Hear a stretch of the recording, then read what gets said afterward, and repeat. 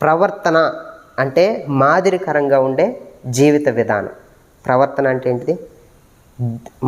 ఇతరులకు మాదిరిగా ఉండే జీవిత విధానం.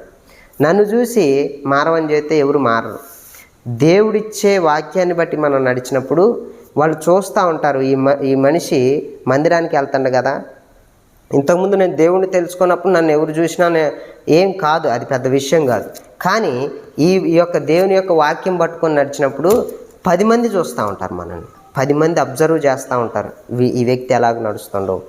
మళ్ళీ చెప్తున్నాగా, నేను వాక్యాన్ని పట్టుకొని చెప్పేటప్పుడు ఎవరైనా లోకస్తులు పాపం చేస్తే ఆ వ్యక్తి ఒక్కడనే అంటారు. ఆఖరికి హత్య చేసి జరిగిపోయినా కూడా ఏమంటారు?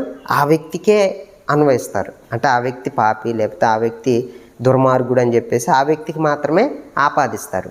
ఒకవేళ క్రైస్తవుడు తప్పు చేస్తే ఎవరిని ఆపాదిస్తారు? ఎవరికి ఆపాదిస్తారు? సరాసరి దేవుడికి ఆపాదిస్తారు.